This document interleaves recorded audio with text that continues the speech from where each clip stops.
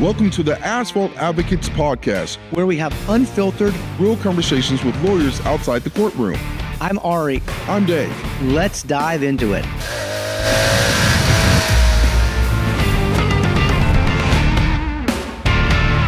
Feeling like your practice doesn't have a lucrative niche to generate 6, 7, or even 8-figure attorney fees? Wanting to focus on one practice area that will provide you with numerous high-value cases year after year? Injured riders in your state are looking for highly skilled lawyers like you that are ready to represent them. Law Tigers was founded to help those motorcycle riders in need be connected to successful trial lawyers who are members of our organization. Go to lawtigersmarketing.com to see how Law Tigers can grow your practice and profits with high-value motorcycle cases. Hey, man, we got another one, man. We got I don't know which episode this is, but I tell you what, man, I'm excited about the guests we have today. But, man, before we jump into our guests, man, you always bring the heat. What you got on your feet today, man? Well, I was going to ask you. I was going to ask you, but, got the Wu-Tang Clan Dunk Highs. Okay. The only pair of Dunk Highs I own. I'm more of a Dunk Low guy. You're a Dunk Low guy. Jordan 1 guy. But, these I actually have one pair for riding and one pair for hanging around the office. So I actually had a different pair of shoes on today, more casual loafer, but I had to step up my game because I know what you're wearing there. What you got, a little Gucci action going on? Oh, something I tripped over in the closet this morning. I thought I'd just throw on. Yeah, man, they're so large. I don't know if I want to put them up on the table, but yeah, man. And our guest, who I know you'll be introducing shortly, he's got a little shoe game. He's got some shoe game too. Yeah, he's a sneaker. When I see him all over the country at these conferences, he's always out of the heat too, man. Yeah. Wait, so what you been up to lately, man? I know it's been a little time since our last podcast. What you been up to? Yeah, so obviously we had our member summit, which was great. Yep. Here in Scottsdale, and had all of our members out, got to network, share ideas. Obviously our guest today was there as a supporter, which we want to thank him for that. So it was always great to have members together. We're fully staffed up. We got a new team here I'm excited about, obviously, at Law Tigers, and just getting ready for Sturgis and a bunch of events, and just have a great year and keep growing and keep doing our thing, helping injured riders out and the riding community one day at a time. I love that, man. What we do at Law Tigers, man, it's almost like just a labor of love, right? Passionate. We call it kind of like a lifestyle brand. So definitely have fun doing it. Yep. Hey, before we get into our guests here, man, tell me, when was the last time you jumped on your bike? When was the last time? I actually was on it last week. We were. Last week, because we're actually doing a bunch of stuff for our 25th anniversary, which is this year for Law Tigers. Yeah. And part of that is we're sponsoring the Buck Cherry concert up at Harold's Bar and Grill in Cave Creek. We're also sponsoring Cave Creek Bike Week and Arizona Bike Week. So as part of that, we're promoting the concert and our party. So I rode up there, did some interviews at Harold's and across the street at the Roadhouse. What did you ride, man? I know you got me. I got a couple. Yeah. I rode my Tiger Glide that Paul Yaffe built, 2020 Tiger Glide, which is a road glide, customized. I rode that up there, and then I have a bunch of rides that are scheduled for Arizona Bike Week, which is only like 2 weeks away. Nice. So Adam Sandoval, coming in. We're going to be sponsoring rides. We're going to be having a good time. So I'll probably ride one of my FXRs, which are my favorite bikes, for 2 or 3 different organized rides. Nice, man. Well, how about you, by the way? What about you? What do you got going on? Man, I've been shaking and moving. Obviously, with Law Tigers, getting out to these conferences, but I spend a lot of time with the kids in sports. So, of course, I've been out there working on my tan, man. I was light skinned a month ago. You don't need no tan. What are you talking about? You don't need no tan. I need a tan. Look at me. I'm as white as can be on this side. I'm dark on this, light on this. I love it, man. Anyway, hey, so let's jump into our guest, man. Sure. This guy's, just a very interesting guy in a great way, meaning that, he does multiple things, and we had the opportunity to spend some time with him at the summit. Sure. This is actually different, right? Because usually we have in the past, we've had attorneys on, and you and I just said, hey, let's do something a little different. Let's mix it up, right? Because the legal industry is not just about attorneys. It's about other contributors as well, right? Well, the uniqueness about, I don't say his name first. Yeah. He's both. Oh, that's true. I know that. Yeah, that's true. Owns his law firm, but also legal executive. Right. Without further ado, man, introduce our guest. Yeah, absolutely. So I would like to welcome Josh to the show, and he is the managing attorney of his law firm. He focuses on serious injury, firm growth, client advocacy. Yes. he's really about leadership and longevity and doing the right thing. So I want to welcome our guest, Josh. Welcome to Motorcycle Asphalt Advocates. Yeah, welcome. Thanks for having me, guys. Really appreciate it. Love being here. Welcome. Hey, Josh, welcome, man. And what we do, we kind of, Christian, you're here coming on in to the Asphalt Advocates podcast show. We always open up with a bottle of tequila. Ari normally, either he flies around and brings it back to the office, or we'll ship it in. Do you care to kind of introduce our bottle that we'll be opening up to a nice toast for our show? Absolutely. So this is Don Julio 1942, which I think, Josh, you've heard of, right? That's great, yeah. And it's something I picked up here, actually. This is not a Cabo pickup like the others that we've done in recent past. This is a Arizona pickup, probably a Total Wine or Costco. But anyway, Don Julio, good stuff. I've already poured us each a shot.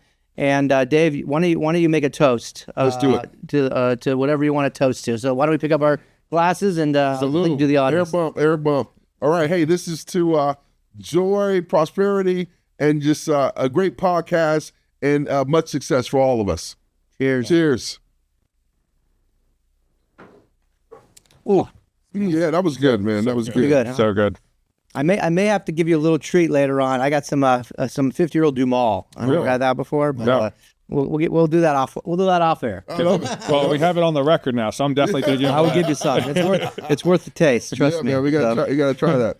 All right, so hey, we're gonna jump into a section of really getting to know you. And normally Ari likes to kick us off. Let's go, man. Let's dive right in. Absolutely. So before the law, what other jobs or careers did you have, and which one prepared you for being the tri-lawyer and legal executive that you are today?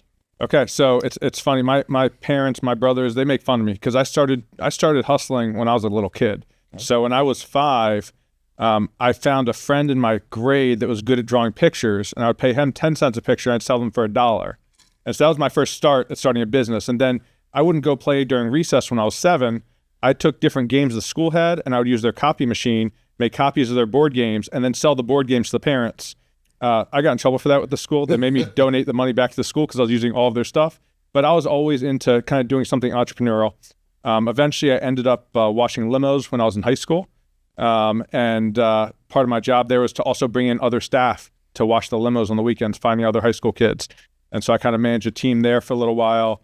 When I was in college, I refereed flag football. It was pretty cool because there were some NFL guys that I was at Maryland. Oh, wow. And there were some like Sean Merriman was there, and some other NFL guys that I got to hang out with. I taught at a school when I was in college, and my job was actually to bring in all the other teachers from different colleges. Wow. And then I did a lot of promotions with the bars. So I was a bouncer, promoter of different bars. I was bringing buses in from different states to different bars in downtown Baltimore.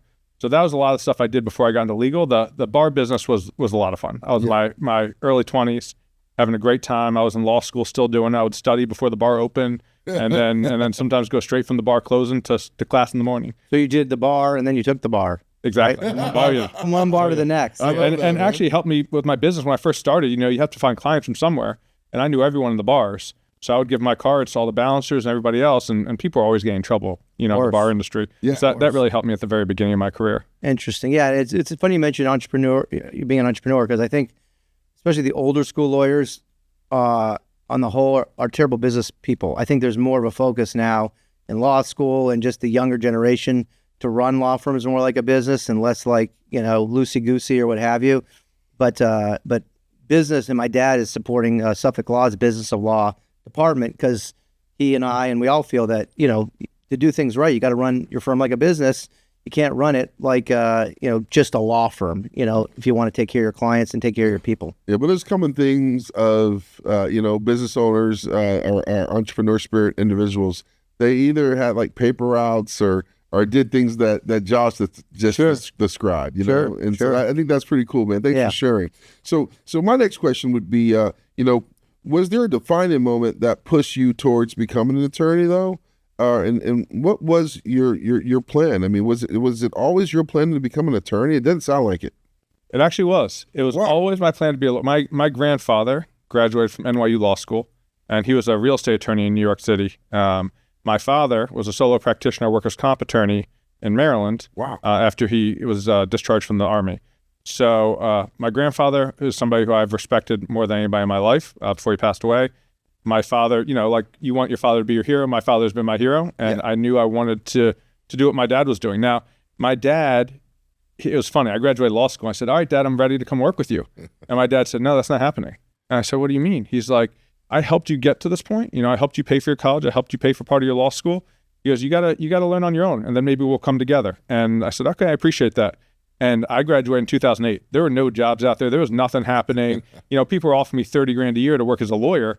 I was like, I might as well go start my own law practice. I can't do worse. My first year, I did do worse. But What'd you make your first year, by the way? I made $18,000. Wow. So I did worse than the $30,000 job I was offered. But I figured it out. Took me longer maybe than some others. It took me about 2 years to get my groove. Yeah. But and then at some point, my dad said, all right, I see that you really know how to try a case. I see that you know how to build a firm. Why don't you come join me? I said, no, Dad, I got something good going on. And then 2 years ago, I just bought out his practice. Man. And so, Congratulations. So from 18,000 to what you guys roughly do? In firm revenue. Firm revenue, we're getting close to 8 figures. Wow, man. Yeah. So that's a book. So we want to make sure off the record, we need to talk about it. We need to write a book about that. That's all. That's like, I'm not rags to riches, but I love that. I love that. That's bootstrap to what, the 5th degree, right? Right. Absolutely. I love that, man. And that's impressive. So, That's impressive. So obviously we talked a little bit about what pushed you to become an attorney. When you're not running the firm, what are some things you do to unplug? What's your downtime look like on a personal level?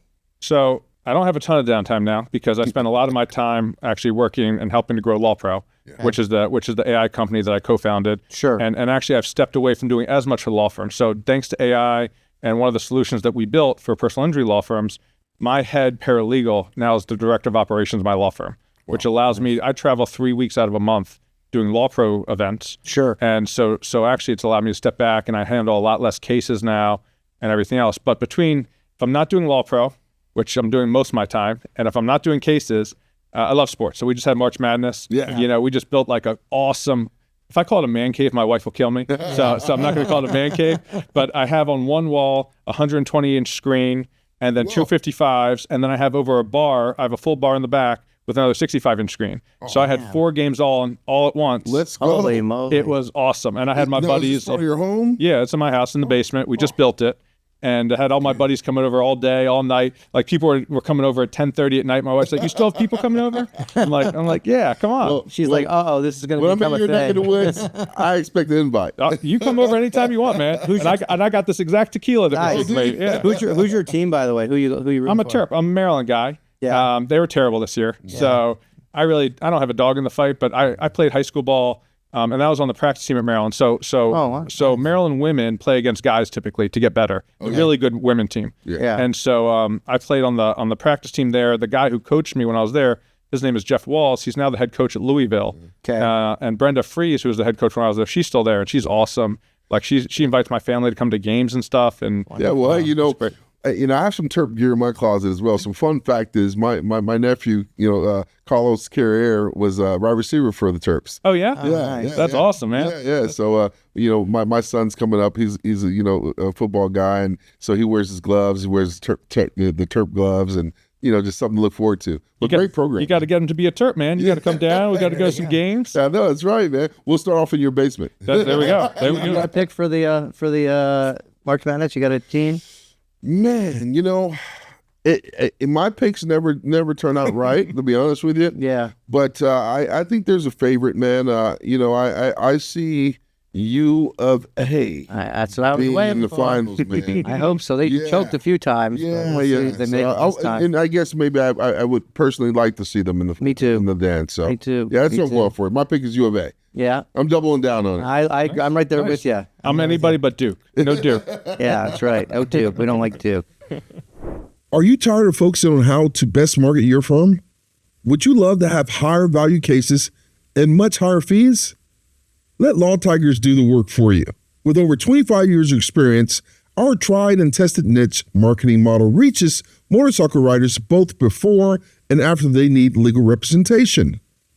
See, we focus on grassroots, digital, and traditional marketing so you can get back to doing what you love, like trying cases or perhaps spending more time with your family and friends. If this sounds like something that can interest you, reach out to me, Dave Thomas, at dave@lawtigers.com. Again, that's dave@lawtigers.com. And I look forward to talking to you about how we can help bring these high-value cases directly to you. If you could sit down for dinner with any historical figure, who's at the table and why? And is that person, they can't be alive anymore, or they could be alive? Anyone. Doesn't matter. Anyone. Not dead or alive. Dead or alive? So it's got to either be Mark Cuban or Warren Buffett. One of those two guys. You know, listening to what Warren Buffett says, and I haven't read all of his letters, but I've read some of them. It's just really interesting how he talks about, you know, investing as like balls and strikes, that you only have to swing at the pitches you want to. You only have to take the swings you want to take. And I find that really interesting. And obviously he's been very successful in his. And then Mark Cuban, you know, a guy who went to Indiana, who, you know, no special school or anything, who hustled and talks about how he slept on floors and couches, right? And just has been amazing in terms of what he's done. And then he talks a lot about wanting his kids to be like good kids and normal kids. And that's really imperative for me, you know, that if my kids are screw-ups or jerk-offs, like that kind of, what's the point of all this? Right. You know, that kind of ruins what I've been doing. Sure. I've got 3 young boys, 8, 6, and 2. And so I love that Mark is like super focused on that when he's talking, because that's the most important thing to me. I love that, man. Yeah, absolutely. And those two the guys are just great examples of winners and strong leaders, and they're just very successful. Yeah, and the money, it's not about the money for them. It's about doing the right thing and, you know, being true to yourself. What advice would Josh give his younger self on day 1 of law school if you could go back? What advice would you give yourself?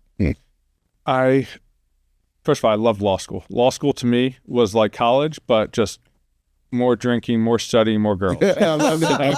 So I don't know that I'd do anything different in law school, but I would do something different before law school, which is I would have studied harder for the LSATs. I had good GPA, and I was having a good time in college. I just like, all right, my LSATs will be fine. And I probably should have taken them seriously and kind of grinded on that more. I grinded for my SATs. For me to get into Maryland was really hard. I didn't get in there easily. It's become a hard school to get into. And so, you know, to get my SATs up for 12 straight weeks, I took a practice test every single Saturday. I took a practice test. I should have had that commitment for my LSATs. Now, it worked out fine, right? I went to University of Baltimore, which is a good school. It helps you with trial advocacy and everything else. But I probably could have done better there and sold myself a little short. Well, I can tell you, I studied my ass off for the LSATs and did well, and I went to law school for a month, and it didn't make a goddamn difference. So, yeah. I think someone made a rap song about the college dropout. Was that Kanye West or something like that? Yeah, college dropout. Yeah, I think it is. Yeah. But at the end of the day, so maybe you would have gotten a better school, but would it have changed the trajectory of your life in a better way? Or I mean, actually, you don't know what you don't know, but as long as you're happy with what you're doing now, does it really matter in the end? You know? No, and from my perspective, is things couldn't have worked out any better. Like, there you go. Very cool. So, what's one thing about you, personally or professionally, that most people would never guess? I mean, let's dig deep in the closet. You know, I want to shock some people about you. Well, so I'm sitting right now, so you can't tell, but I'm 6'4". Yeah. I'm a big dude. No one's going to call me small or skinny.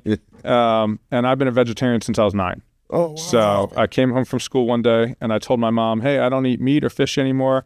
I also told her I don't eat eggs, cheese, or milk. She said, you're 9, you're eating eggs, cheese, and milk. But the other stuff, like if you're not going to eat it, like I'm one of 4 boys. She's like, I'll make you something different than your brothers.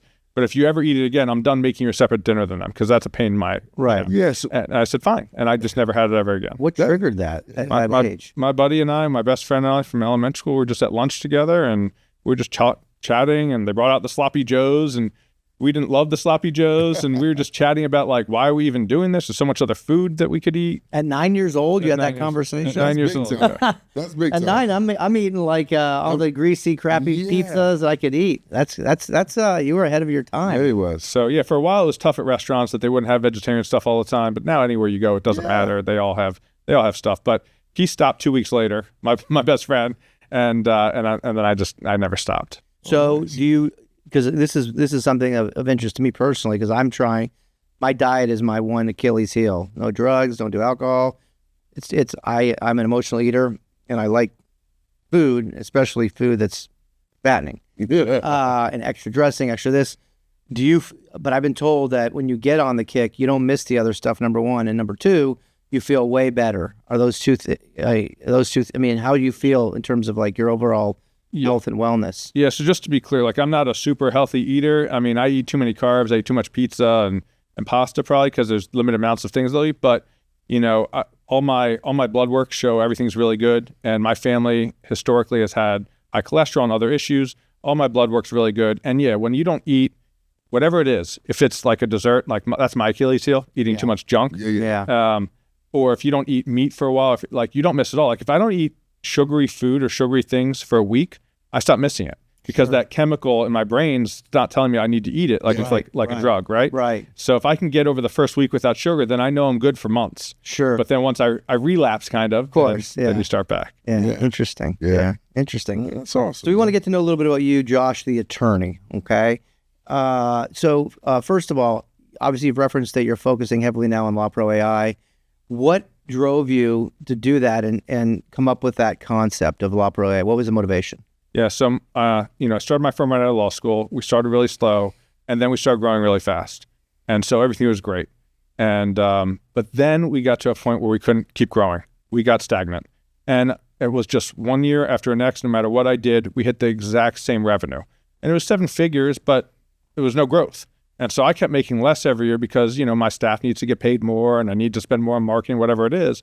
So we were struggling there in terms of growth. And at that same time, ChatGPT had just come out. I said, there might be something here. So my brother and I started chatting, who's my co-founder and he's CEO of LawPro. And hey, this is a big pain point for me. Can we fix this? Because as I'm trying to grow, I'm having to deal with more medical records. And the more medical records I deal with, the harder it is for us to understand how to move forward with the case. It's more time for the paralegals. It's just not growing the way we need to. He's like, yeah, I think we can do something. So we started the company, we hired an engineer, we started looking to see what we could build out. And what we ended up building out was LawProAI, which is basically a tool that helps you understand your medical records, does case summaries, medical timelines, writes your demand letters, helps you negotiate with adjusters, helps you do discovery, cross-examine defense experts, so helps you in the pre-lit negotiations, the litigation process, helps you really understand your case in a matter of seconds instead of having to have people read through the records. So I mentioned my director of operations. Her job at my office before that, her job was to be my head paralegal and to read medical records all day long and timeline them. That was not a good use of her talent. Sure. And another paralegal in my office, she's now an operations manager as well, and she had a very similar job. That was not a good use of their talent. So we found this pain point. We've used AI to fix it now. Since we've implemented AI, my firm has grown. I think by the end of this year, we'll be 4x in the last couple of years. Good for you. And so we're growing gangbusters now. And what we've been able to really do now, which is the most important part of all this, is focusing on our clients. So my paralegals spend so much time before trying to understand medical records and what's in them and what's important. We don't have to do any of that now. We get to focus on the client. How are you feeling? How are you doing? Is there anything we can do for you? Did you make it to your appointment? Why didn't you go to your appointment? And because of that, two things happen. Number one, we're taking better care of our client. Yeah. And over half of clients in motor vehicle accidents don't recover in the first year from their treatment. And so there's a lot of people that end up having permanent injuries from their accidents. And obviously with a motorcycle, it's even more serious. Of course, yeah. And so we're able to really focus in on their medical treatment and hopefully get them a result where they make a full recovery. And then we're also able to just continually communicate with the client. And by showing that level of communication, it builds trust. And what that's done for us now is we have so many clients referring us cases, many more than ever before. And those clients don't cost you money to bring them in the door. And, costs of acquisitions through the roof nowadays. Of course. And now we have hundreds of clients just coming to us automatically just because we're providing them that much better of an experience. I love that. It's funny you mention that because I tell this to not only our Law Tigers members, member firms, but also just the general public. The best thing you can do to help yourself is take care of clients, and then they'll take care of you. And the best firms are getting 30, 40, 50% of their business from referral, which you're right, costs you nothing. And the investment to do that relative to the upside is minimal. The ROI is through the roof relative compared to spending money on advertising, right? But I don't know why it's so difficult for law firms to understand that all you got to do is focus on the client, which means I'm assuming you do this probably weekly touches of some sort, and you've got people dedicated to their medical treatment. And one of my members just last week had an epiphany. He's like, we've become too transactional. We've moved away from the relational. I'm going to hire someone that's just going to be concierge, Yeah.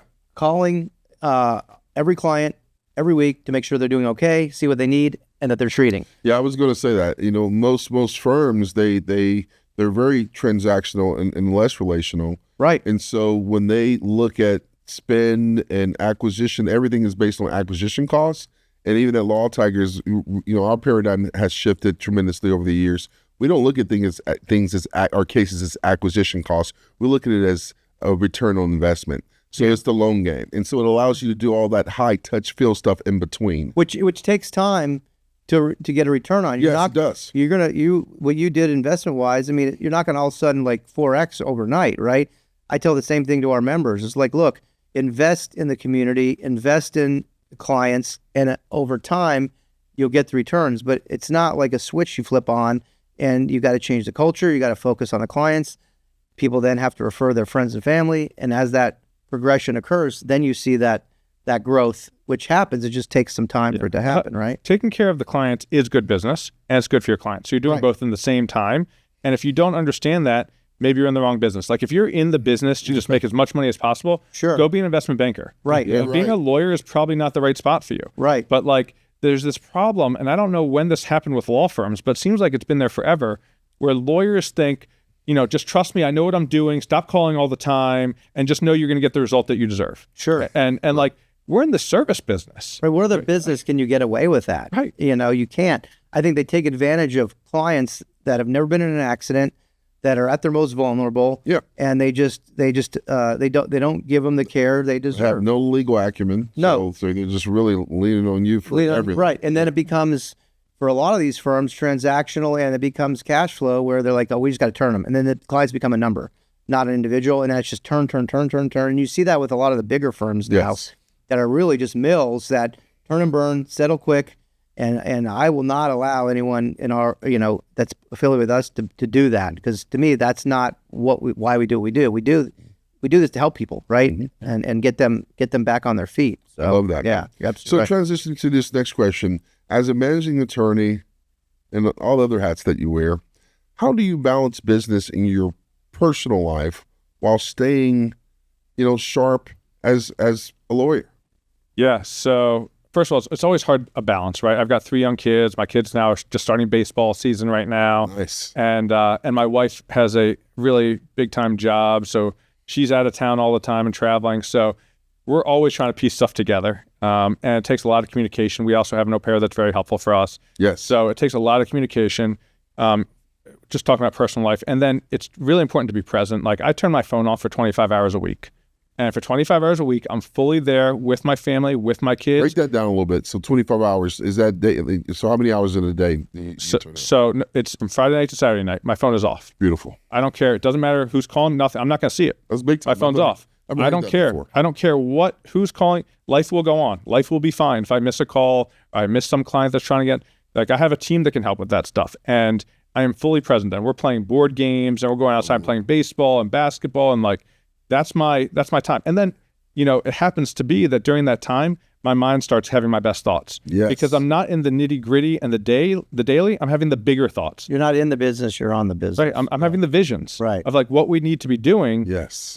Because I just can think and I can read and I can. So important, man. I'm glad you said that. I've been doing this for years, and of course we've heard those concepts, but I haven't heard anyone just really say that, I really unplug and shut. There's power in that. Yeah. And there's growth, and it's just, there's so much good. Most importantly, that you're focusing on what's most important to you in your life is your family. Yeah. Do you think that's a beautiful thing. Do you think you'll ever extend it to Sundays too? So who knows? It's possible, but it's funny. I know a guy in my town. He actually wrote a book about this whole thing. He went and spoke to professional athletes and lawyers and people in all different industries about cell phone and how we are all so reliant, constantly looking at it and everything else. He doesn't use cell phone anymore at all. He got rid of it. I'm not going that far. Who knows if I end up extending it, but it's just so important to be present with, my family and I, we love going to the beach. We go to the beach a lot. Like when I'm at the beach, I don't need to be on my cell phone. Right. What do I need to be looking at? I've got the beach and I've got my family with me. Yes. Right. So I just try to be as present as possible at home. I travel a ton. Yes. And so I'm out of town here. We're here in Arizona right now. Sure. And I'll be going to places for the next 2 months. I'm out of town almost every week. And so when I'm home, it's important to really be there with my family. Are you having leads or even cases that fall through the cracks? At Law Tigers, we know how important it is to quickly follow up on leads. We have developed a strategy to convert the highest number of motorcycle cases to your firm. I am talking about a 24/7 call center and live chat, real-time website form submission, and lead routing and tracking software to make sure you know every motorcycle lead has been followed up on and every case accounted for. Conversion is our bread and butter. Let us ensure you aren't missing or losing out on any leads so you can focus on trying motorcycle cases and getting big verdicts and settlements. Together, we can make sure no motorcycle injured rider gets left behind. Go to lawtigersmarketing.com to learn more about how we drive motorcycle cases more than any other organization. Why are you out of town a lot, just trying to develop your business, I assume? Yeah, so I'm at conferences. I'm speaking at conferences all the time. So I'm on a panel here in Arizona for a conference I'm at. Sure. And then I got a bunch of other ones. I was speaking in Miami 2 weeks ago. Sure. So I'm constantly going different places and just talking about how AI works in the legal space. I love it, man. That's a pretty competitive space, I've noticed as well. What differentiates like what you do from some of the other competitors, or are there major differences? There are, yeah. So it's become competitive. There's a couple big players everyone knows, right? And one thing that they did really well that's been very helpful for us is they educate the market of the need for AI. Sure. We went to market a little bit less than 2 years ago. Okay. And when we first came to market, I would talk to law firms. They'd say, oh, no, we've always done it this way. We don't need AI. We're fine. Yes. Now they've been educated. So we don't have those conversations anymore. Everyone understands you need to be in the market. We just did a report with Morgan & Morgan, who's one of our customers, and we did a report basically surveying law firms, personal injury law firms throughout the country. 92% of personal injury law firms are at least at some amount engaging with AI right now. That's amazing. And so that's been really helpful for us. And then some of those bigger players in our space currently are now moving out to other spaces. They're moving into case management. And that's not our play. Our play is being super focused and going deeper and deeper in terms of dealing with medical records and helping you with discovery and police reports and all the things that come with that. We're not looking to become your case management. We're not looking to become your call center. We want to be the absolute best that there is, giving you the best information possible with just what we do. And that's what really differentiates us. And then we also have, and people don't talk about this, right? Because there's a lot of competitors in the space, but no one talks about it, that AI is not perfect. And we have to realize that. Yes. Because if it's not perfect and makes mistakes, that could affect your client. Of course. And so AI, anyone that says is 100% right, they're not being truthful. Sure. Sure. And so what we've built at LawPro is we've built hallucination prevention technology, which is patent pending, that before the end user gets all the final stuff, it goes back through everything and looks to autocorrect it. And everyone else, nobody else really talks about that. Everyone else just talks about how great our system is and we're so great and we're so great.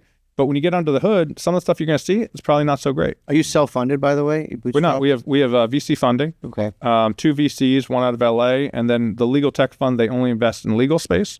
They're out of Florida. They were our first VC. Nice. So let's talk a little bit about get back to legal here. What separates good PI lawyers from truly elite ones when it comes to client outcomes? So when it comes to verdicts and settlements. So first of all, you have to not be scared of getting in the courtroom, obviously, right? And you have to make sure you're doing what's best for the client at all times, right? In terms of how to move forward with the case, is this best for the client? Trial's a lot of work. It's a ton of work. It's also why I became a lawyer. It's the fun part of the job, right? I didn't want to be an insurance adjuster with a legal degree, right? I want to be a trial lawyer. So you got to be able to be on your stuff. You got to know it all, right? Whoever has more information going to that trial is likely to be more successful. Yeah. And so you have to know the case backwards and forwards. You've had to review all the documents. You have to know exactly what your argument's going to be. And you got to tell the jury what the defense argument's going to be ahead of time. Sure. And if you miss any of those points, you're in trouble. So it's not being scared. It's not being afraid. And going in there, you're a warrior. You're a warrior for your client who has no voice. And so you have to take that mentality. And if you're not going to have that mentality, maybe you're not a trial lawyer. And that's okay. Maybe you're a lawyer that can help with other things, but you might not be a trial lawyer. Yeah. You got to know who you are, I guess, and for managing attorneys, it's like the book Good to Great. You got to make sure you have the right people on the bus in the right seats. That's true. That's so important. One other thing that some of my attorneys have told me they're trial lawyers is, look, it's not just about getting the big verdicts when you go to trial. Insurance companies know who does and doesn't try cases, and so when you're dealing with pre-lit, oftentimes those will result in much higher pre-lit settlements because insurance companies have a dossier on who doesn't go to trial. So not only do the clients that go to trial benefit from trial lawyers, but those that don't benefit from a much higher average fee because of the reputation the trial lawyer has, right? For sure, 100%. We, and my firm, I built my firm by making some good relationships with a lot of other big firms in Maryland that do a lot of marketing before I could afford marketing myself. And, I can't tell you how many times that, they send me a case, top offer, adjuster's not going any higher. I get the case, I call the adjuster, boom, policy limits. Right. And it happens all the time because they know we're not messing around. And then adding in LawPro on top of it, because now when I'm negotiating with an adjuster, I can literally type into LawPro, give me the best value drivers to negotiate with the adjuster. And so instead, we're not talking as general anymore. We're not saying like, oh, they went through 3 months of treatment, they had now I'm like, here are the objective findings. Here's what the MRI showed. Here's this, here's that. And I'm being so detailed that the adjuster's like, oh my God, Josh is about to file suit again. He already went through it. He already did the work. He already knows this stuff. Right. And the offer just goes way up. So you can show a correlation between pre and post integration of software in terms of average fees. Absolutely. So there's two things we're helping law firms do. We're shortening time on desk because we can understand the records immediately, that we don't take the time reading through it, which takes time. Which means basically time on desk is another word for settlement time, right? Correct. Okay. Which clients all want finality as quickly as possible. Of course. It's helpful for them for lots of reasons. Yep. And then we're also increasing case values. So I can tell you one quick story just directly, which was, I had this, we do more dog bites than anybody else in the state of Maryland. Okay. So I've actually changed the law on dog bites. I've expanded it for victims on a case I won on appeal. And so I'm very well known for that in Maryland. And I had a case where they said top offer was $140,000. We're not going any higher. That's it. Take it or leave it. And I found it through LawPro. I would have missed it otherwise, honestly, because it was in an operative report and it was like one sentence in an operative report. And it talked about how the client woke up during the surgery and then went back to sleep, but the anesthesia hadn't worked properly originally. And I called my client and said, is this for real? You never told me this. We've talked multiple times. He goes, yeah, it's real, but like, I didn't think it was that big a deal. I was like, no, this is a big deal, man. So I called the adjuster and I said, hey, you're going to offer me some more money on this case. He's like, no, you're going to have to file suit. I said, did you read this? What? Where's that? And LawPro shows you exactly where he got the information from. So I showed the adjuster. He said, all right, next offer was another $100,000 on top. Just for one piece of information? Yes. Wow. So we went from 140 to 240 in one phone call. Got a little bit more, got settled. That's big time. That's amazing. Yeah. That's amazing. So wait, without naming names, what's the most challenging or outrageous client situation that you've ever dealt with? Oh man, that's a hard one, man. That's a hard one. At the end of the day, I think clients they want to make sure that they have the right lawyer in place, that they have the right warrior, right? Sure. They're nervous about what's happening. Some clients are not as educated as others. Mm-hmm. And I remember I was having a whole conversation with a client and he didn't understand what I was saying because he didn't understand what day of the week it was. Mm. And when I had to remind him, hey buddy, today's Monday, he's like, oh shoot. So it's like stuff like that. I've had, I don't know, man. You had a client like really just like offend you or, maybe curse you out, threaten you? Well, I'll tell you what we did have. We had, this wasn't a client. You're in Maryland, man. Or fire a client for being an asset. Yeah, exactly. No, you have some crazy stuff, obviously, and you have clients that every lawyer's been fired, and I've let go of clients before, of course. But, I'm Jewish, and we were deposing a defendant recently, and the defendant's lawyer walked out. We sat in the room. We weren't talking to him at all. And and our client was Jewish. He didn't know that we were Jewish, though. And he just starts ranting and raving all anti-Semitic stuff. Wow. This Jew this Jew that. And so when the lawyer came back in the room, the defense lawyer said, hey, we need to talk to you in the hallway. And we said to him, just so you know, the value of this case has just gone up. And now our demand is higher because we're not taking anything less than this for this anti-Semitic guy that you have as a client. Yeah. Sure. And it was crazy. But there's crazy trial experiences. You have clients come in crazy sometimes and stop by. It's always happening. I hear you. I'm part of the tribe too, man. That's right. Levenbaum, he's Jewish. He's Jewish well. by association. Yeah. Nice. 8-year anniversary last year. That's right, man. That's amazing. Years, yeah. Amazing. So you alluded a little bit to the improvements that have resulted from AI with your firm. What if pre and post LawProAI average fees percentage-wise? How much have they gone up? Approximately 30%. To 30% because of the technology and what it allows you and your team to do. Yeah. Okay. Hey, Ari, I'm starting to think that we need to require that all law tigers utilize LawProAI, man. Well, you might be. I don't know if I can mandate that, but I do know. I do know that. Shameless plug, man. But yeah. it sounds like we can. Improve some And I things. do know that most of our firms are part of that 90+% that are starting to dip their toe, whether it's with you or one of your competitors. And to me, that's what I want to hear. Because again, better client service, higher average fee, happier not only client but member, who is our customer. The member's our client. So, so what about 5 years from now? How do you see AI altering, improving the law firm landscape or law firm operations over the next 5 years? 5 years is a long time in the AI space. Yeah. Right. That's a really long time. I can tell you from the report that we just did with Morgan & Morgan, where we surveyed hundreds of firms throughout the country, what we found in the next 12 to 18 months, law firms are looking to get more into AI voice. Now, that's an area I personally want to be careful on. I don't want to be early on that. I'd rather be a little late on that. Explain that, by the way. Sure. So, right now, and we've tested this in my office. If you have somebody who's calling your office as a potential new client, right now, it's my opinion, they want to speak to a person. Absolutely. And as good as the AI can be, and it can be really good, and you can fake a cough and fake the keyboard typing and all this stuff. Yeah. They still, at some point in the conversation, are going to know it's AI. Yep. And people really want to have a person to speak to. That's my opinion. So No doubt. I don't think that ever goes away. And that's why I haven't switched to ours. We have live operators until I feel comfortable. We're not changing that. Right. Yeah. Right. So that's one thing that firms have said they're interested in the future. But, I always caution firms to be a little careful with that.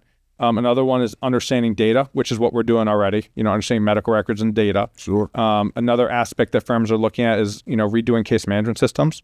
So you have these legacy players that were built in the last 5, 10, 15 years that didn't have the AI with it. And now they're trying to add AI on top of it, which is really hard for those legacy case management systems.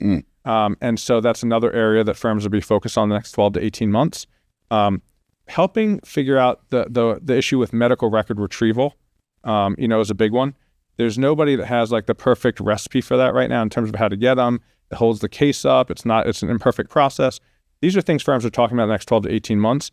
At the end of the day, a lot of what a law firm does can go to AI, a lot of it.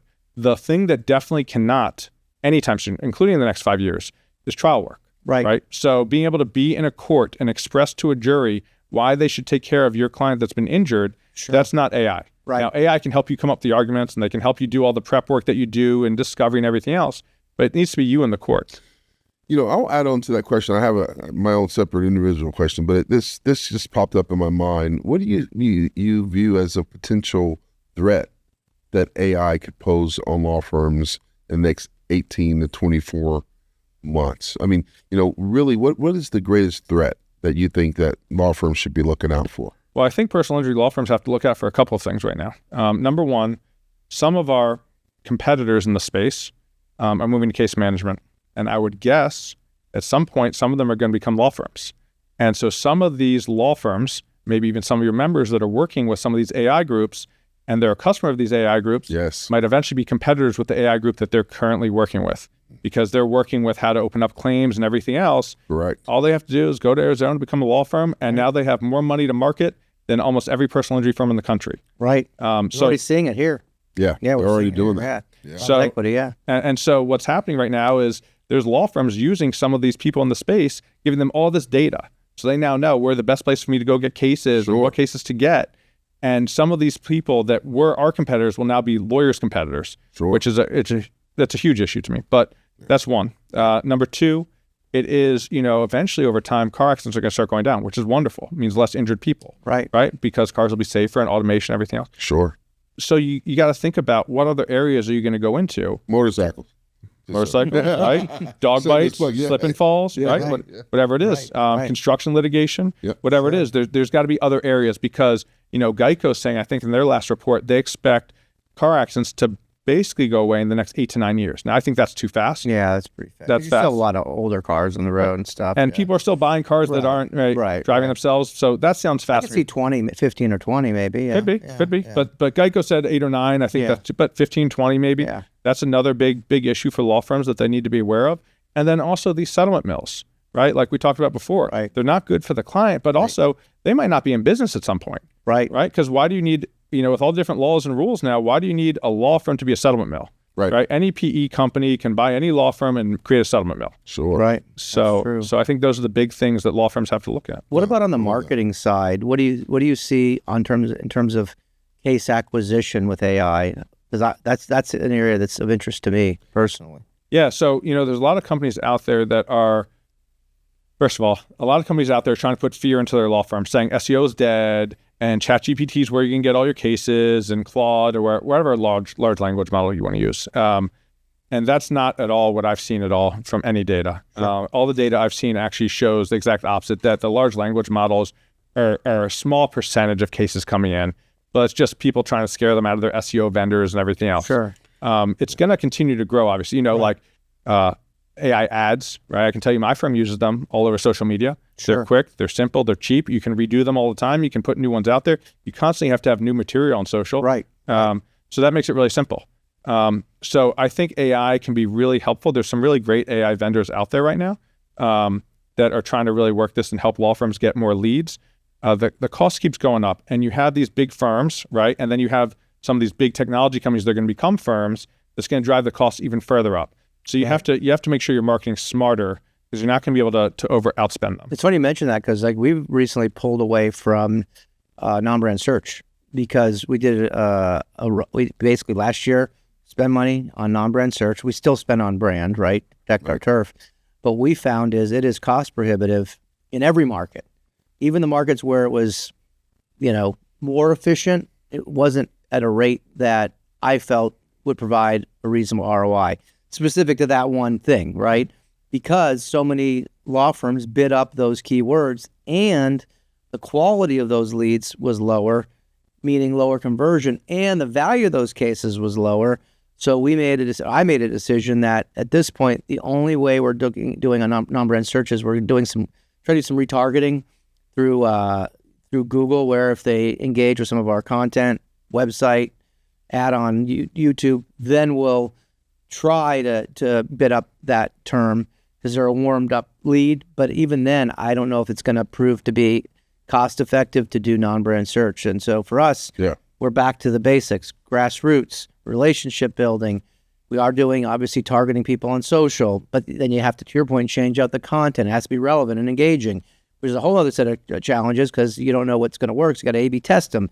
But to me, you've got to always be changing, innovating, and testing to see what's going to work. And it's so competitive, the landscape, that if you don't do that, you're not going to be around. And you got to track, right? You can't just do it and leave it. And so I have a client experience manager who's also in charge of tracking our marketing spend.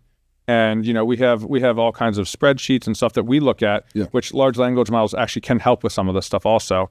In terms of understanding, okay, just because I'm getting cases at $1,900 a case, I had this conversation this morning before I came here with a vendor who's texting me saying, hey, we're crushing it for you guys. You guys are signing cases at $1,900 a case.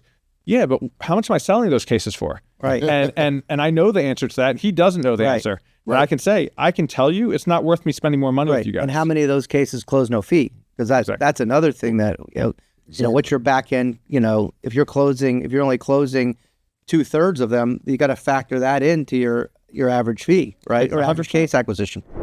If you're looking for high quality leads that result in high value cases, our 3-pronged marketing strategy of grassroots, digital, and traditional methods help reach loyal community of motorcycle riders that are in dire need of lawyers that can care for their clients and drive successful outcomes for them.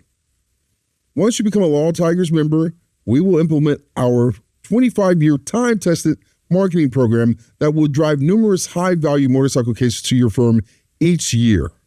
Just ask Law Tiger members throughout the 35 states where we market to riders and dominate within our niche. If this sounds like something you would like to be interested in, reach out to me, Dave Thomas, at dave@lawtigers.com, to talk about what Law Tigers can do for you. I have one more question before we jump into a fun part of our show. What's one marketing or growth decision your firm has made that actually moved the needle, not in theory, but real results? Yeah, something that has been huge for us, and I got a little lucky in terms of starting this, has been SEO. We were early on SEO, and it wasn't that we didn't have the money to do it, but there was a firm that I found that, I said, put your money where your mouth is, show me what you can do for a year. And this was very early days. Okay. And they said, okay, we'll do that. So for a year, they did it for free. And Wow. and they got us great results. And then I said, okay, tell me how much you guys need from me. I'm paying it. Like I made this promise to you. Yeah. You guys held your end, and now we're in. And so I got started in SEO very early because of that. And I had the vision of wanting to be the dog bite lawyers in Maryland very early. 2 of my first 10 cases were dog bites, and the SEO stuff helped us do that. So that's your niche, so to speak. Yeah. Love it. In terms of SEO, because obviously Google, it prioritizes paid, right? So do you find that you still convert on cases and people go? Obviously, SEO is a broad term, right? It's not just the organic; it's Google, it's GBPs, right, as well. So do you convert more on the GBP side versus down at the bottom of the page? Is that where you're seeing value in the SEO? GBP for sure. Yeah. We're seeing a lot of value. Are you? Yeah. Yeah. And that's another thing we tell our members is, look, having a GBP is one thing, but then making sure you put reviews in on a regular basis and you're putting content into the GBPs, that's how you show up and rank. And again, you can't just set it and forget it. You've got to monitor and really nurture those GBP locations. Yeah. So my client experience manager, one of her KPIs is directly tied to how many 5-star reviews we get on a quarter. Nice. And so, it was December 31st of 2025, a couple months ago. And I'm the only one in the office, I thought. I see her in her office because, we were closed that day. And I'm like, what are you doing here?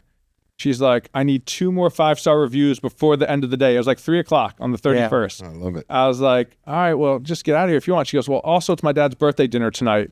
I'm like, all right, get out of here. She's like, well, I got to get 2 more. I'm like, okay. And she sat there and she got 2 more. Good for her. And Big time. I think that has to become the priority, and that's what we struggle with is how do you get people to realize that is important. Those reviews are important because people make decisions based on that.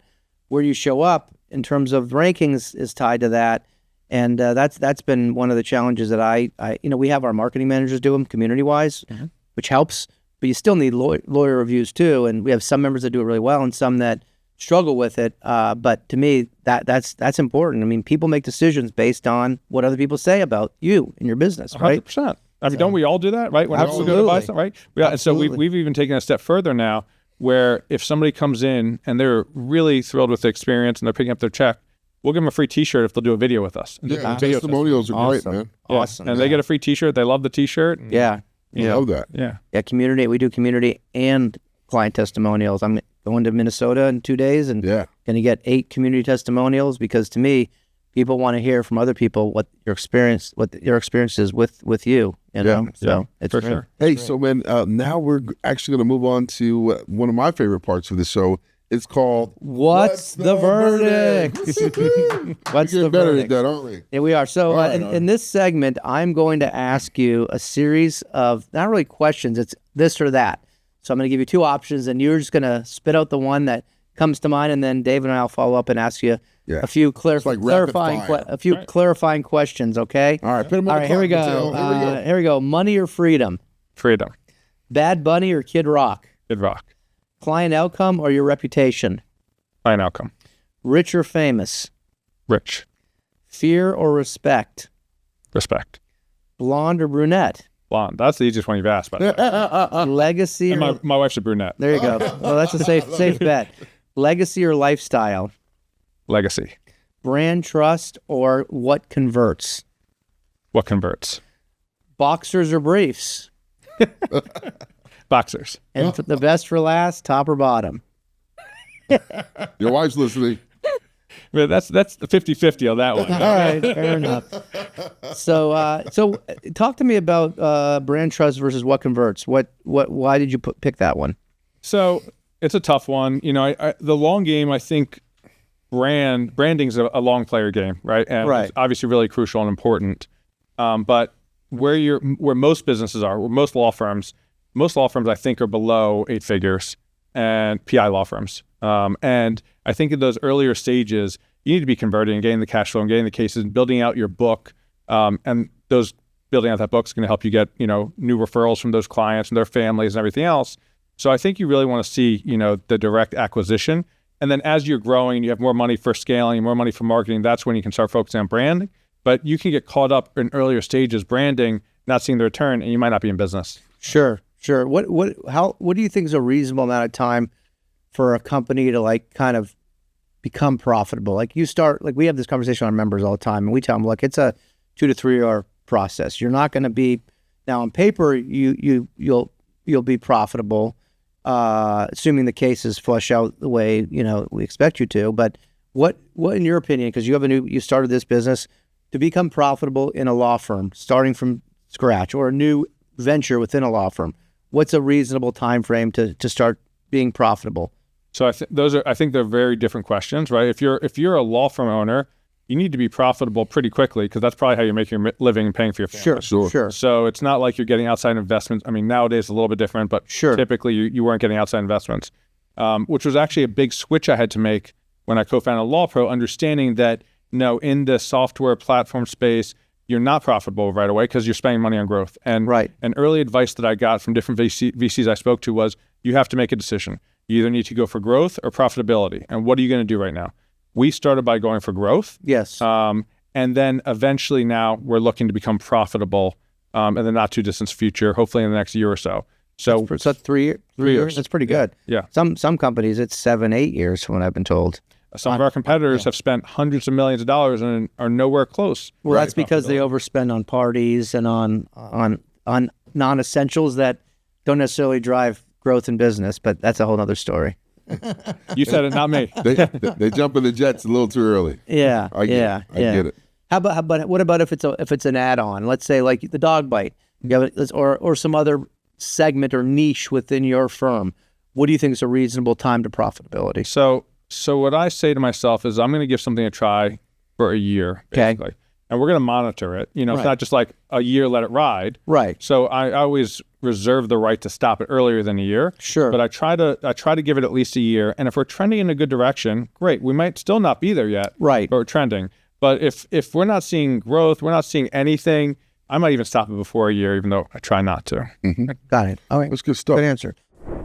Law Tigers has an incredible annual members-only conference where they can meet and connect with other successful lawyers from across the country who also try motorcycle injury cases. This event gives you the opportunity to learn, grow, and exchange best practices with attorneys facing the same challenges as you.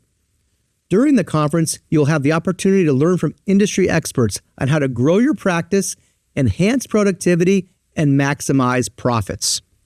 To learn more about how to become a Law Tigers member and get access to this exclusive Law Tigers members-only mastermind and more, go to lawtigersmarketing.com. So as we graduate to another great part of our show, maybe I'm just a little biased, man. We have this section called Plead the Fifth. Now, listen, this is the big one, man. Like, we're going to ask you some pretty tough questions. You have a choice to answer them, and you also have a choice to plead the fifth. But that comes with a shot.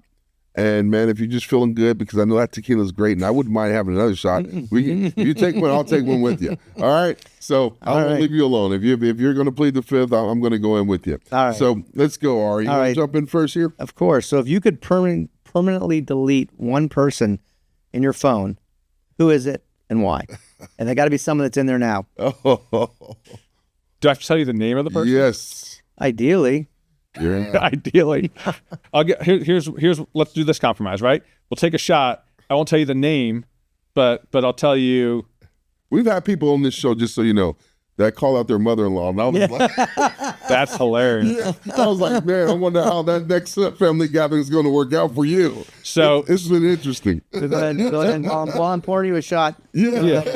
okay, great. So the thing is, I don't even know the person's name. There's some person's name in my phone who I met them on a plane. Thanks, Ari. And this is before I was married. I met them on a plane. They're on my phone. Oh, they mean she, not they. Correct. All right. And I don't even know the name. Yeah. And it's just like, it's just some random name in my phone. I don't even know who it is. Yeah. But we met on a plane, had a good night. Yeah. And it's just, so probably should just delete that. I don't even know why it's in there. I just don't go through my phone and delete names. Yeah. Well, if your wife sees it, you'll be deleting it now. Yeah. If she can find it, Hey, I'll take that as a partial plead the fifth. Here we go. I got it with you, buddy. That's good. All right. So we got him on one. All right. See if this next one, see if we can do a little bit better. What's the name of the worst and obnoxious attorney you've ever had to deal with, internally or externally?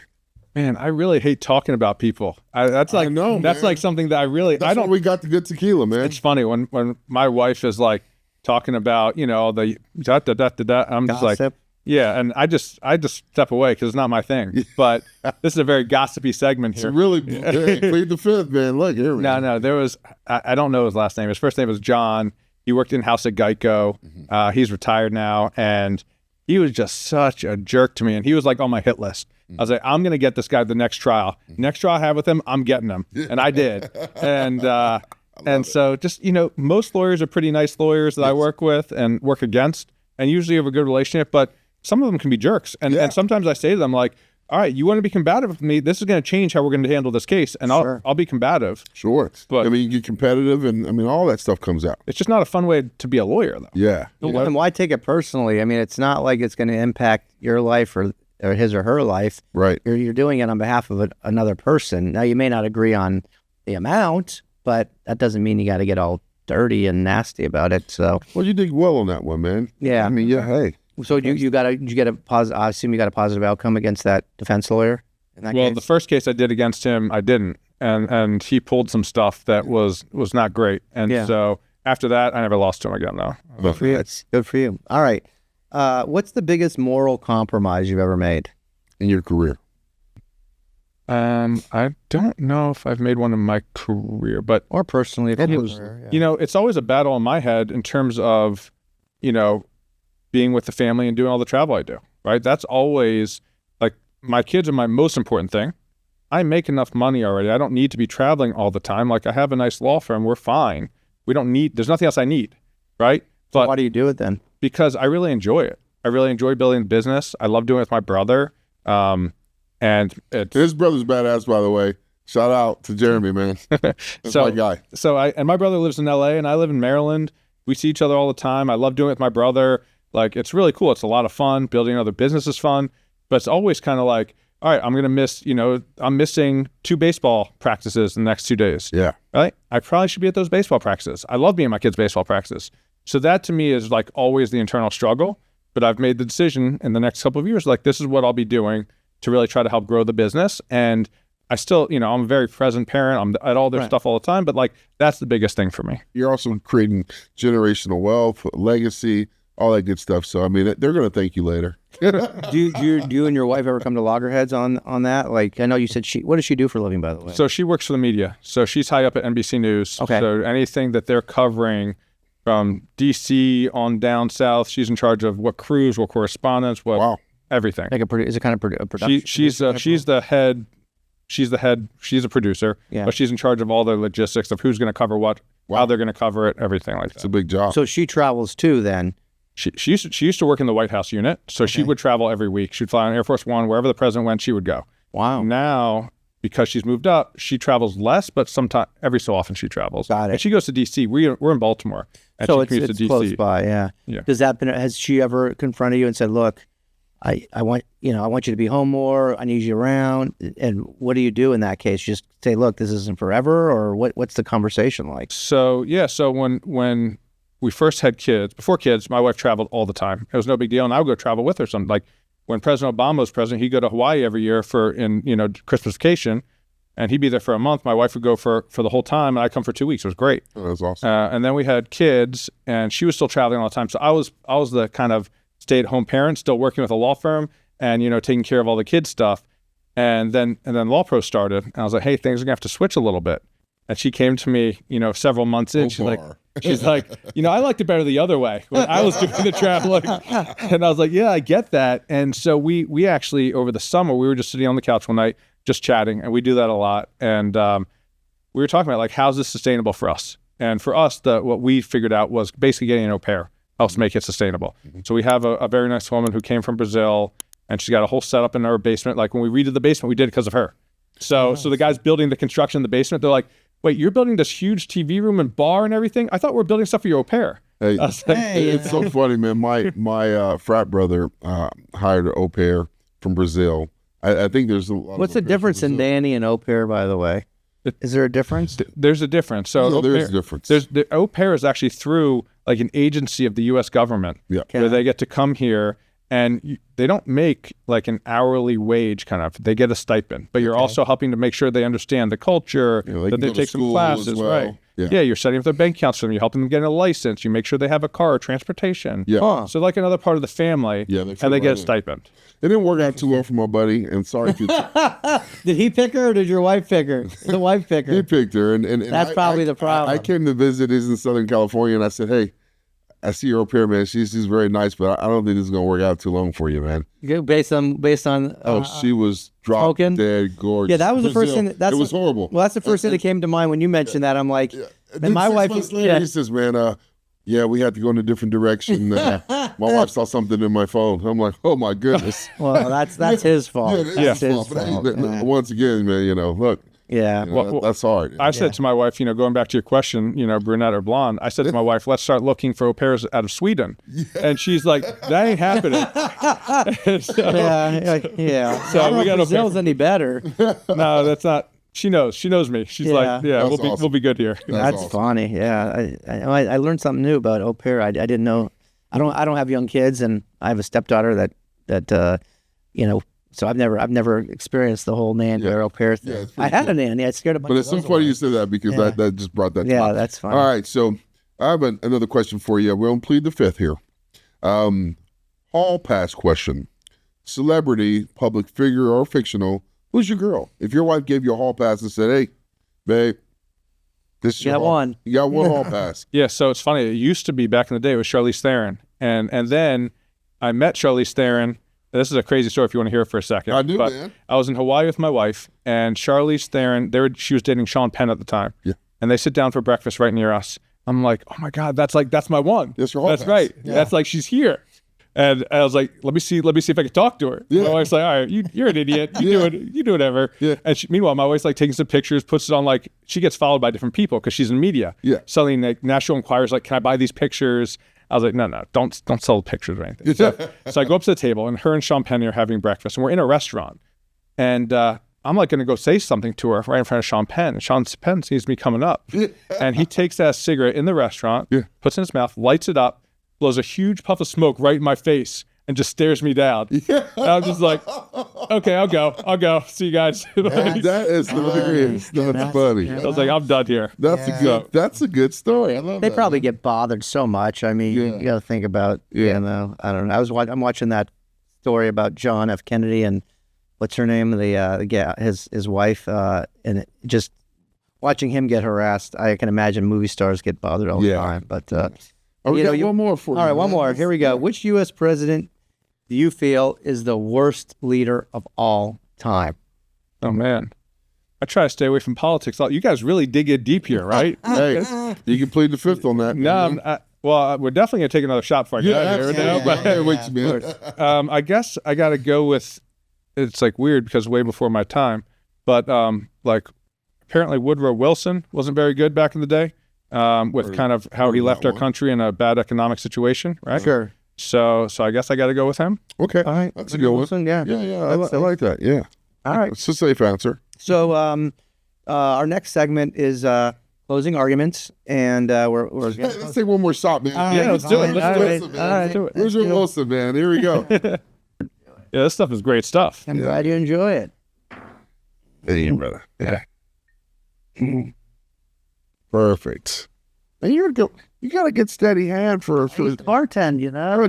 Guy in the bar industry. I'm gonna go baby shot. Yeah, you gave him a baby shot too. That's all right. I'll do you one more. Oh, I'm good. I'm good. Thank you. All right. Cheers. Cheers. Cheers. As we say, l'chaim. L'chaim. Yeah, It means to life. in Too Hebrew. late, baby. Love it. It's a great podcast, by the way, man. A Jew vegetarian who drinks. I like that. I love that, man. I drink a lot, so I love it, man. All right. So closing arguments. What's next for Josh professionally over the next couple of years? Talk to us. yeah. So obviously, LawPro comes front and center in terms of continue to build out and grow. It's been a very short period of time that we've grown to law firms throughout the country, including having the biggest law firm in the country as a customer of ours, all the way down to some of the small solo shops. I think it's really important. We charge differently than all of our competitors, and we charge less. And that's important to us because we think everybody, whether you're a solo practitioner or a big law firm, should have access to this information help get your client the best result possible. Sure. So LawPro helping to get a good result for LawPro, keep acquiring more law firms, more customers. That's going to be crucial for us. I love that. And not to hijack your answer there, I see a huge opportunity for LawProAI in the medical field. What's next? You care to talk about that?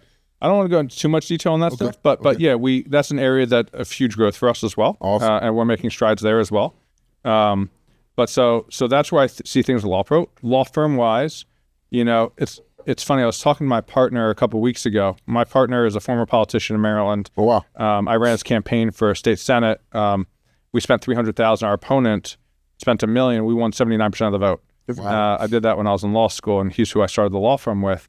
So I was trying to explain to him how things are changing now in terms of law firms being bought out. Yes. And values of firms are going up significantly now compared to where they used to, because you had nobody to buy them before. Yeah. Right. I've heard the up multiples are up as high as 8 to 1 on EBITDA. Is that right? As much as 10. 10 to 1. Wow. Yeah. So, most are between the 5 to 10 range. Right. But it used to be like 1 times revenue, Right. right? So like they really are. So when I started painting that vision for my partner and being like, hey, this is where we're at now, and this is what we've done the last couple of years. Imagine where we can be in a couple more years from now. He got super excited. He's like, let's keep, because he's always been more cautious of like, let's slow down a little bit. We don't need as many cases. And I'm like, pedal to the metal, foot on the gas. Yeah. Is that to set yourself up for potential acquisition? Could be. Okay. Could be. Or, if one of he's got 2 daughters and I've got 3 boys, I've got another partner also with 2 girls. Like if they want to start being lawyers in the firm, to make sure that there's plenty of space there for, Sure. So, and to me, our vision for my law firm is helping 10,000 injured victims in the next 10 years. Okay. And so we're on pace we're going to hit that goal. Nice. And so for us to keep doing that, we have to keep growing. So firm growth, I see us in the next couple of years doubling from where we're at right now. Okay. And I think this year we're going to do 40 or 50%. So Good for you. so that's why I see law firm. And then with family, which is always, most important. And my wife and I'm really lucky with the wife I have. We met at a bar randomly. That's and we awesome. hit it off. Our first date was at a nightclub, and she's awesome. And so to continue having a good relationship with my wife, even through all these like tough, stressful times. Sure. And then hopefully I've got great kids right now. One of them is like the perfect child, never gets in trouble. Yeah. The other one gets a little bit of trouble, but good kid. Yeah. And then the 2-year-old, he's up in the air. But hopefully they continue being successful in what they're doing and everything else, and seeing them grow and everything else. So that's the next couple of years. I'm sure they will, man. They have great parents, man. The kid that gets in a little trouble will probably be your most successful. He is exactly like me. And the teachers say he like reminds us of what you probably were like. Yeah. And he has good ideas. Like he got in trouble the other day. I didn't even think this was fair. They were playing with cars. They're 6 years old. They're playing with cars. And suddenly cars started flying around the room. And he said, I made flying cars. And he got in trouble for that. I was like, I thought that was smart. Yeah, I agree. Like that should Yeah, be it's something. stuff like I was a kid and I didn't do bad stuff, but I did stuff like that. Because sometimes when you're creative, you kind of Think outside the box, Think outside yeah. the box. Feel like you don't know where to put your marketing dollars effectively to bring in high-value motorcycle cases? Traditional and digital marketing strategies are consistently evolving. You can't just target one avenue. At Law Tigers, we focus on every aspect of marketing, whether it's billboards, paid social, branded search, media ads, or promotional items handed out at motorcycle rallies. We cover it all. We have been marketing to the motorcycle community for 25 years. Our finger is on the pulse of the riding community, and we know how to effectively reach riders, whether they have been in an accident or not. If you need help casting a massive net on the motorcycle community to reach injured riders, reach out to me, Dave Thomas at davidlawtigers.com. One more question that pertaining to your future or what you're doing. How did you land Morgan & Morgan? Because you're in a really competitive space. They're like the nation's largest firm. They're here, right? What were you able to do to get them to work with you versus somebody else? Yeah, I mean, obviously they put you through the whole thing. You have to, have all the stuff, SOC 2 compliance, HIPAA compliance, Right. closed system, all that stuff. But that's just like, of course, to even get in the door. We had to hustle our tails off. We had to have a lot of conversation with a lot of people. We're very direct, open, and honest. They know. Was it a referral? Did you just meet them? at No. the conference? I knew nobody from there. Okay. Not a single person. And we had to just like be very open and honest. They know, unlike some of our competitors that are going to become law firms, they know we're not doing that. Mm-hmm. So we're never going to compete with them in that space. Sure. And they said to us even at one point, I think, like, hey, listen, we might try to create what you guys are doing, just an FYI. Right. Do you still want to do work with us? They have a habit of doing that. I know that. Right. And we said, sure. We still, it's not so easy to create this. Right. If you guys can create it, like, more power to you. Go for it. Yeah, we said that a bunch in the motorcycle space. Yeah. And so they haven't been able to, and we've been growing with them. And, just one of their managing partners in LA, who I couldn't even get on a phone call with them for the last 2 years. He jumped on a call with me recently. He's like, hey, I've been hearing from a lot of people in our office that this is really good. I want to test it out. Let me test it out in a case I got coming up. His feedback was he did a cross-examination of a defense expert, blew the expert out of the water. Case value just went up tremendously. Wow. And he used our system to do it. Perfect. Make sure you get that in the testimonial. Get that. That's a testimonial you need. Yeah, for sure. Absolutely. So really hard to get. Took a lot of work, but they're a great partner with us. That's big time. So what would you tell our audience that's tuning in, listening in? I know we talked about LawPro, but what would you say? Why should they partner with LawPro? If I gave you just like maybe 90 seconds to help your clients, to help your law firm, right? We're going to help your clients be more successful. We're going to help your law firm be more successful. It's as simple and easy as that, and we're going to be transparent. And how? How are we going to help them? Yeah, understand the medical records, the case values. We're going to help you understand all the value drivers. We're going to help you discredit the defense experts. The first time I used LawPro on a defense expert, I'd never used LawPro before on a defense expert. The attorney called me right afterwards and said, all right, I want a mediation. And I'm like, yeah, we'll set one up. Your person will call my person, whatever. She said, no, you're not getting off this call until we have a mediation. I was like, what's going on here? Like, what's happening? She's like, I can't play that video in front of the jury that we just did. She goes, you made my doctor look horrible. I can't play that thing. And so we set up the mediation right there, and 2 weeks later, the case settled. So and at the end of the day, this is all about the client, right? And so is this helping your client get true justice? And the answer is LawPro is going to do that. And then we don't have crazy valuations to keep up with. We're not worth $1 billion or anything close to it. So we can charge less money, which means those law firms have more money to spend on marketing, on client care packages if they want, on good employees to get good results. Whatever it is that they want to spend the extra money on, we charge significantly less than the other people out there because we don't have to keep up these valuations. Nice. It's awesome, man. So last question for you. Closing thoughts, final suggestions, or something you'd like to say to leave with firm owners, lawyers, future advocates listening today. What would you like to say? So a couple things. Number one, some days as a law firm owner or as a lawyer are tough days, right? You might lose a trial. You might have an upset client. You might be spending money and not seeing the return yet. Stay the course, stay with it. Keep in mind why you got into this business, and you got in this business to help people. And there's a lot of other jobs out there that are really hard jobs to do. This is a fun job. This is enjoyable, right? You get to negotiate, and you get to try cases, and you get to help people. Like, I don't know. People always ask me, like, oh, if LawPro sold for a bunch of money, you would just retire. I'm like, no, hell no. I'd go try cases. Like, that's what I love. I love it.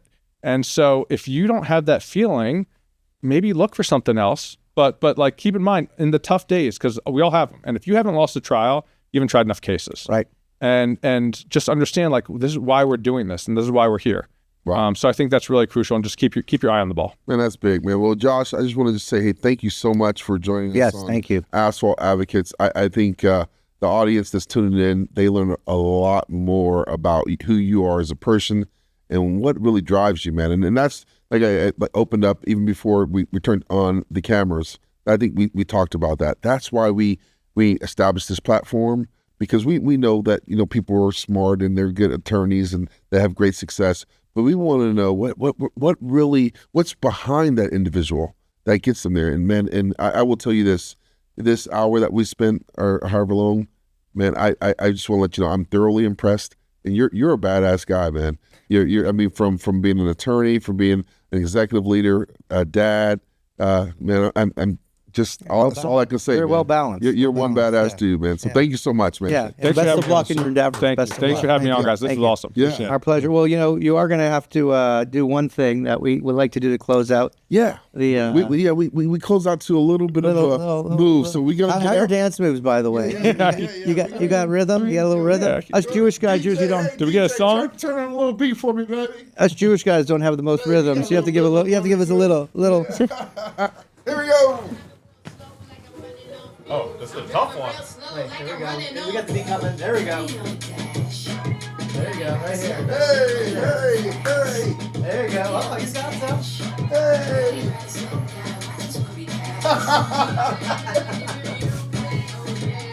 Thank you very much. Great show, man. Thank you. Thank you.